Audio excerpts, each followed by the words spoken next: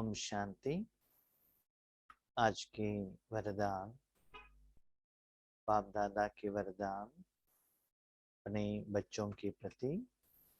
Date 10 जनवरी 2023। वरदान है, रूहानियत की शक्ति द्वारा दूर रहने वाली आत्माओं को समीपता का अनुभव कराने वाले मास्टर सर्वशक्तिवान भव। रूहानियत की शक्ति द्वारा दूर रहने वाली आत्माओं को समीपता का अनुभव कराने वाले मास्टर सर्वशक्तिवान भव।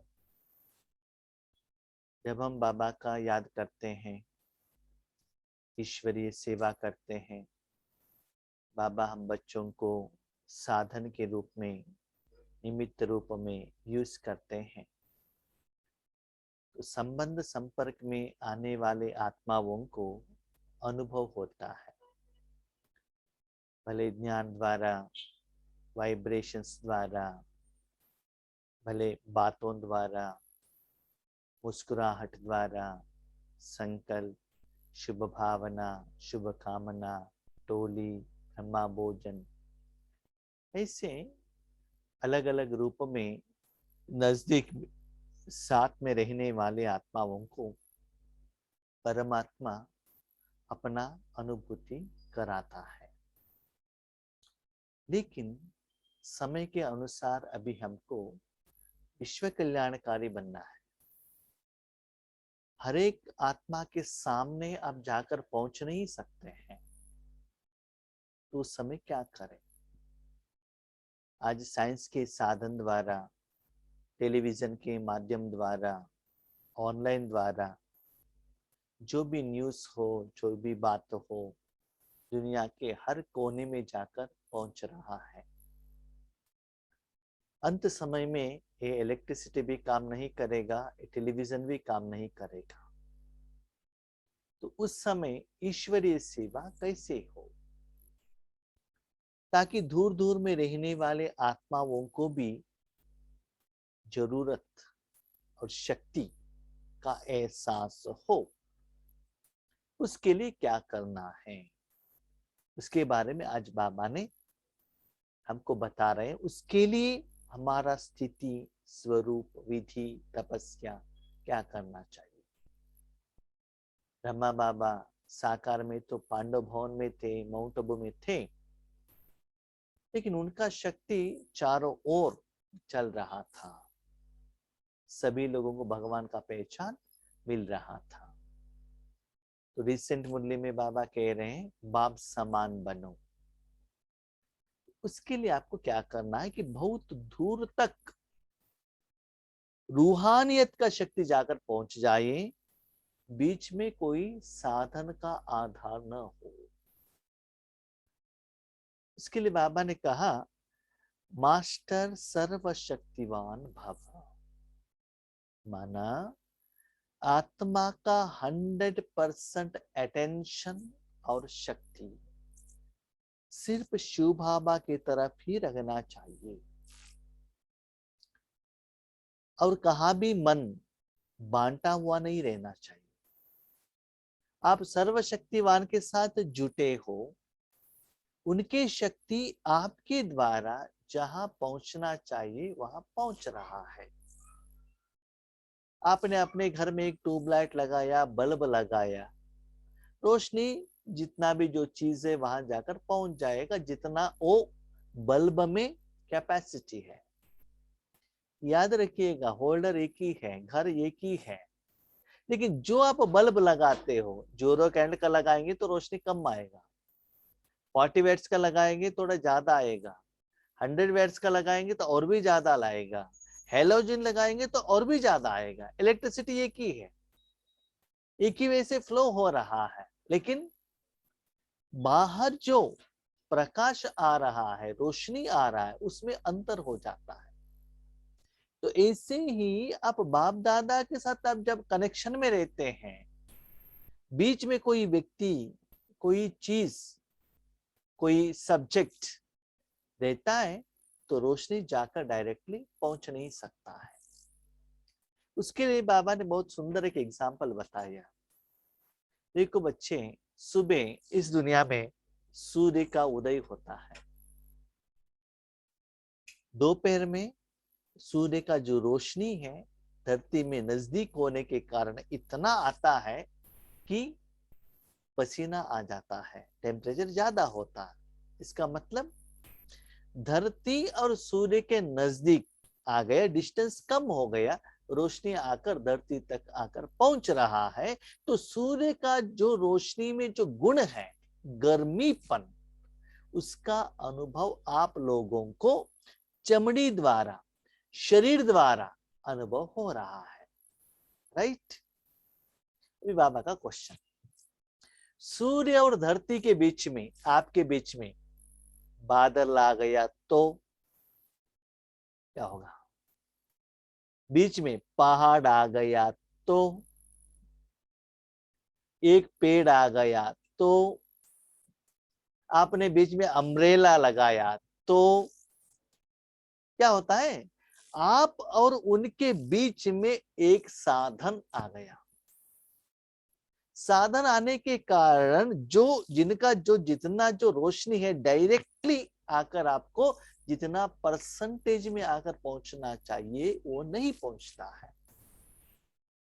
भले आप और सूर्य के बीच में लाखों किलोमीटर का डिस्टेंस हो, इतना भी डिस्टेंस हो, लेकिन बीच में कोई भी चीज नहीं है, तो सूर्य में जो गुण है उसका अनुभव आपको हो जाएगा। ये अनुभव है ना आपके पास? तो बीच में आने के लिए साइंस का कोई साधन का जरूरत नहीं है ना, डायरेक्टली आप तंत्र स्वरूपी साधन से अनुभव कर रहे हो ना। तो ऐसे ही परमात्मा का जो रूहानियत का अनुभव होना चाहिए, तो परमात्मा तो है लेकिन आपके द्वारा देना चाहता है, साधन चाहिए। जैसे इलेक्ट्रिसिटी, उनमें रोशनी का गुण है लेकिन बल्ब तो चाहिए ना। बल्ब लगाया है, बल्ब के ऊपर ब्लैक पेंट लगाया है, तो रोशनी जाकर पहुंचेगा क्या? नहीं है ना। इसीलिए जब आप साधन बनते हो, बीच में देह भान, देह अभिमान, स्वार्थ, इंद्रिय सुख, इच्छाएं, अपनापन बीच में आ गया, तो बाबा आपको जो साधन के रूप में देना चाहता है उन तक जाकर पहुंचता नहीं है। याद रखिएगा, जब इलेक्ट्रिसिटी से घर में रोशनी आ रहा है, उस रोशनी से बल्ब को कुछ भी फायदा नहीं है। बल्ब को रोशनी चाहिए क्या? नहीं, बल्ब के लिए रोशनी नहीं चाहिए। जो चीज के ऊपर रोशनी चाहिए वहां जो रहने वाले व्यक्ति को चाहिए। वैसे ही आप एक साधन हो, आप भगवान से कुछ भी मत मांगो, you are only the instrument. अपने लिए मत मांगना, सिर्फ साधन बन जाना। तब क्या होता है, आपका जो आत्मा द्वारा, मन द्वारा रोशनी डायरेक्टली जाकर आपसे कुछ रुकावट नहीं आता है, जाकर जिस आत्मा को दुनिया में कोई भी कॉर्नर में कितना भी किलोमीटर दूर रहने वाले आत्माओं को भगवान का रूहानी शक्ति जाकर पहुंच जाएगा। तो उसके लिए विधि क्या है? एक बाबा ने कहा, बच्चे आप अपने मन रूपी साधन के 100% एनर्जी सिर्फ एंड सिर्फ भगवान में ही रखना चाहिए। Number 1 condition. देखिए, जब आप बल्ब लगाते हैं, लूज कनेक्शन है, ठीक से लगा नहीं है, तो रोशनी क्या होगा? आना जाना रहता है ना। तो उस रोशनी में, उस रूम में कुछ काम कर सकते हो आप, आराम से कर सकते हो, लेकिन वही रोशनी काम करने के लिए आपको मुश्किल लेकर आएगा, मुश्किल खड़ा करेगा। तो दूसरी बात बाबा ने कही, बच्चे आप संपूर्ण और संपन्न रहो। आप भगवान के आगे जाकर बाबा मुझे ये चाहिए, उनको ये दे दो, विश्व को ये दे दो, न अपने प्रति न और किसी के प्रति, नो इच्छा, इच्छा मात्र अविद्या, संपन्न और संपूर्ण। माना आत्मा का ओरिजिनल स्टेज। भले आप में कितना भी कमियां हो, कुछ भी हो, बाजू में रखो। इस समय उसको मत मन में लेकर मत आना, ना कोई इच्छा, ना कोई डिमांड, ना कोई विकार, कुछ भी नहीं। प्योर माना भगवान का एनर्जी एज इट इज आपके द्वारा क्या होना चाहिए, फ्लो होना चाहिए। बीच में कुछ भी रुकावट ना आना चाहिए। तो उतना मन, अपने मन को क्लीन, और उस क्लीन मन को 100% भगवान के साथ आना। सिर्फ आप आत्मा हो, उस समय आपको सिर्फ भगवान के साथ संबंध है। तीनों लोगों से किसी के साथ भी आपको कोई संबंध नहीं है। तन मन धन भगवान के हाथ में दे दिया है। भगवान ने आपको साधन के रूप में दिया है। जैसे कि बल्ब लगाया है, स्विच ऑन किया है, इलेक्ट्रिसिटी क्या कर रही है, बल्ब द्वारा रोशनी दे रहे, बस। बल्ब इज एन इंस्ट्रूमेंट, बस, और कुछ नहीं। ठीक है। तो ऐसे आप अपने मन को और कहा भी न लगाते हुए सिर्फ भगवान में ही रखेंगे, उसका असर क्या होगा, दुनिया के कोई भी कोने में और बेहद में, अनलिमिटेड लूप में भगवान का शक्ति जाकर पहुंच जाएगा। लेकिन आज उस रूप में सेवा क्यों नहीं हो रहा है, भगवान का पहचान क्यों नहीं हो रहा है? भगवान तो शक्ति दे रहा है, आपको यूज कर रहे हैं, लेकिन आपके मन में टेंशन, समस्याएं, चिंता, नींद, अलबेलेपन, दुख, इच्छाएं, डिमांड, विकार, देहबान, देहाभिमान, मेरा, तेरा, ये सभी है ना। इसके कारण जिन तक जोकर पहुंचना चाहिए वो नहीं पहुंच रहा है। बीच में बादल है, पेड़ भी है, अम्ब्रेला भी है, और पहाड़ भी है। तो सूर्य की रोशनी आकर पहुंचेगा। जितना बीच में रुकावट में आएगा, उतना जो शक्ति है ना, कम होता ही जाएगा। कितना सुंदर बात है। ये सभी जब बीच में आएगा, भले सूर्य रोशनी दे रहा है, लेकिन आपको ठंडी का एहसास होता है। या सूर्य ठंडी का गुण है उनमें, वो गुण आपको दे रहा है? नहीं। सूर्य का प्रॉब्लम नहीं है, बीच में है ना, उसका प्रॉब्लम है। इसीलिए जब आप ऐसे सेवा करने के लिए स्पेशली योग के टाइम पर बैठते हो, अमृत वेले का हो, नुमा शाम का हो, उस समय अपने मन को उतना क्लीन एंड क्लियर रखो, तभी ऐसा सेवा हो सकता है। उससे क्या होता है, जैसे आपके आगे कोई आत्माएं आते ही उनके सामने बैठकर जो आप ज्ञान सुनाते हो या दृष्टि देते हो, जो अनुभव उनको होता है वही हो जाता है। आप देख लीजिए, जब हम बाबा के मिलन के लिए माउंट आबू जाते थे, तब बाबा के सामने जो लोग रहते थे उनको अनुभव होता था। लेकिन आज टेलीविजन के माध्यम द्वारा, कंप्यूटर के माध्यम द्वारा, मोबाइल के माध्यम द्वारा, जो भी आत्माएं कहाँ भी बैठे हुए, माउंट आबू में बाबा जो आते ही डायरेक्ट लाइव द्वारा वहां जो रहते वाले आत्माओं से भी अच्छा अनुभव करते हैं। और ये भी अनुभव है आत्माओं का, जो बच्चे गांव में रहते हैं, जहां इलेक्ट्रिसिटी नहीं है, ना टेलीविजन है, टेलीविजन नहीं तो भी घर वाले सभी सीरियल देख रहे हैं, तो उन माताओं को भी इतना अच्छा बाबा अनुभव कराता है। क्यों? उनका मन का, बुद्धि का लाइन क्लियर है। विदाउट एनी इंस्ट्रूमेंट डायरेक्टली वो क्या कर सकते हैं, भगवान के साथ कनेक्शन रखा, आपको अनुभव होता है। तो आप जो अनुभव कर रहे हो, तो 100% मन बुद्धि कहाँ रहना चाहिए, अनुभूति में और बाबा में। तो आपने अनुभव किया, उसके बाद उतना ही आप क्लीन रहेंगे।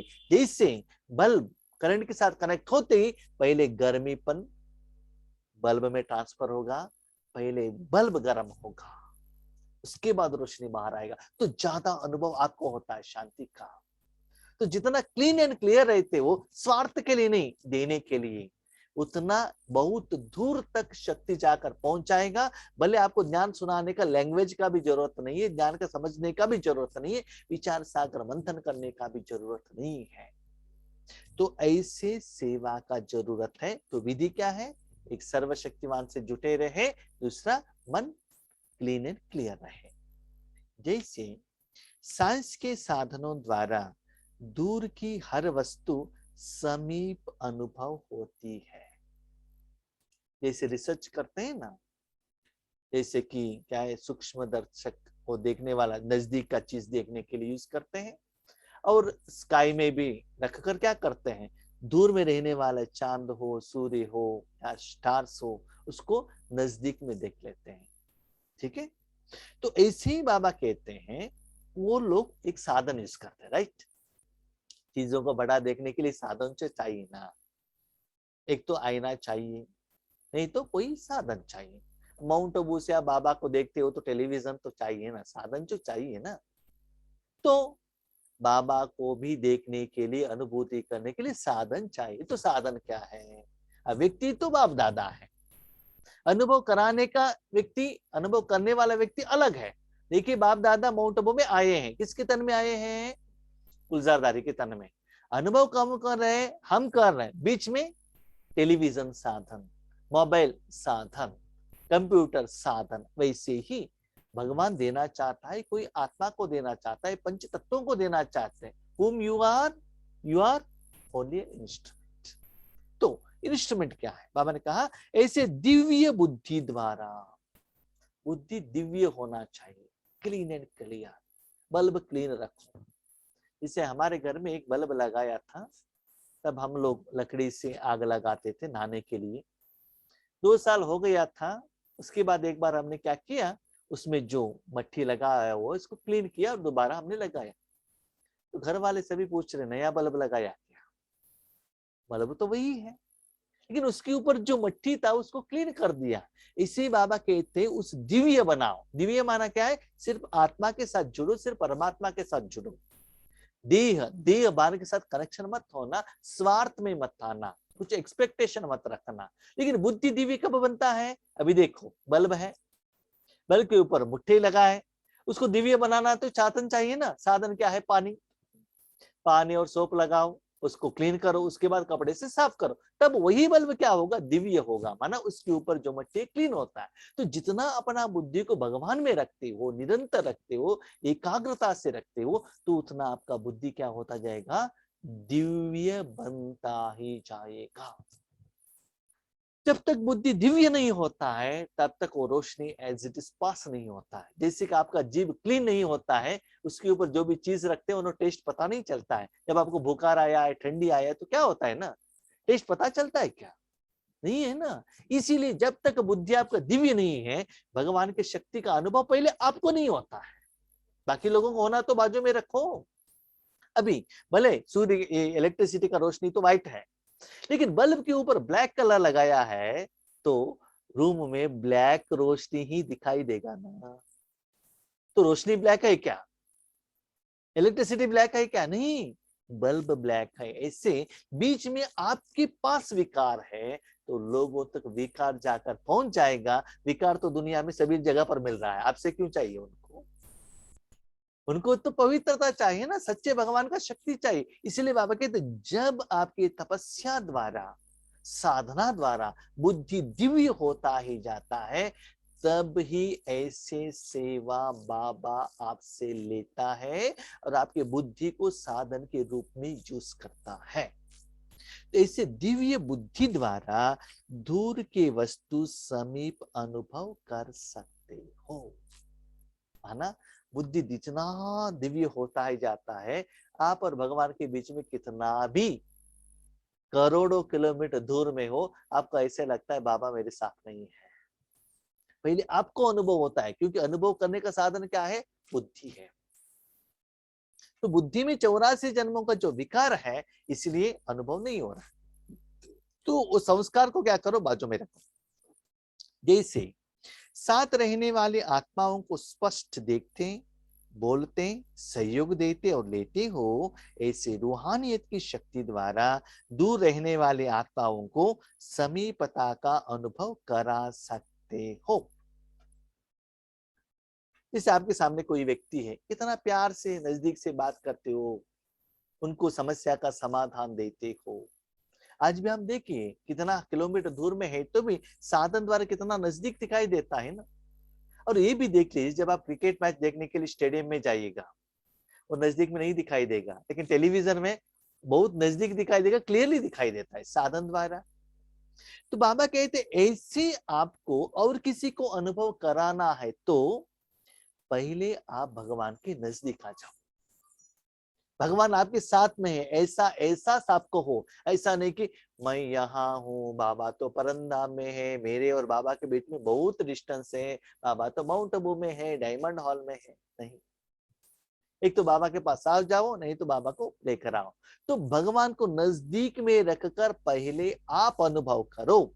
आप इलेक्ट्रिसिटी से कनेक्ट हो जाओ, आप पहले गर्म हो जाओ, पहले रोशनी का अनुभूति आप करो, उसके बाद लोगों को दे दो। समझ में आ गया? घर में है ना हेलोजन नहीं लगाते हैं, हेलोजन लगाएंगे तो उस रोशनी के ऊपर आग चला जाएगा।